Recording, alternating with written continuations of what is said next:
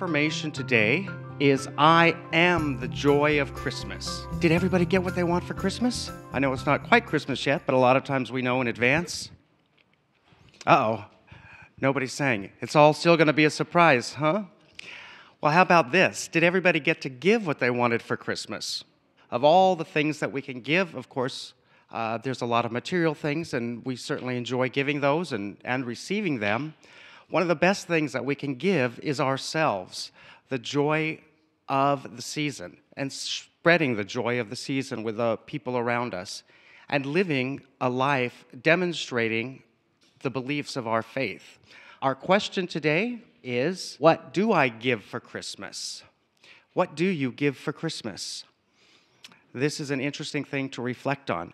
A lot of us do sometimes get a bit caught up in the commercialism of Christmas, and they are more concerned about making certain that there's a bicycle under the tree or a new computer or any number of things, and they often forget to stop along the way and share the joy of Christmas. Give the joy of Christmas, the joy of yourself, the joy of loving, the joy of kinship, and also the joy that we know in our teaching of the power of positive thinking, the power of positive living, and our ability to live as happy, healthy, prosperous students of practical Christianity, which is what our faith promotes, especially here in our fellowship. That's a big part of what we strive to do, is share with everybody the tools necessary to live a happy, healthy, prosperous life. And it all begins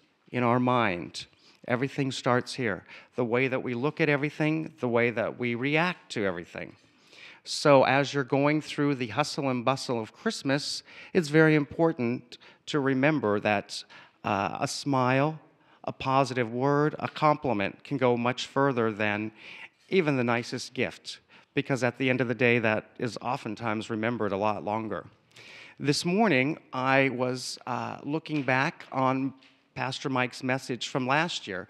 Mike had assigned homework to everyone, which was to go home and first of all draw a box, and then on top of it a triangle, and then in that box draw a series of lines, so you end up with 9 boxes. And he referred to this as the inn, and that was in reference to the inn when Christ was being born. There was no room for Mary at the inn. And he likened this to our minds. A lot of times, our minds get so full of negative thoughts or concerns or worries or just old stuff that we don't need anymore, old, bad relationships that we just can't seem to let go of.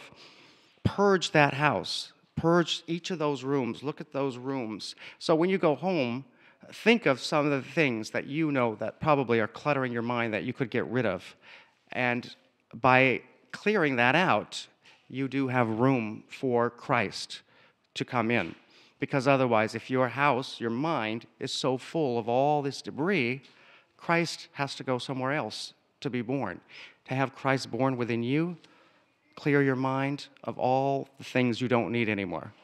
And the roof, of course, he likened to your mind, where all your ideas come from. So it's very important to start with your mind, go through, clear out all the bad emotions, make sure that there's room in your inn for Christ to come and be born.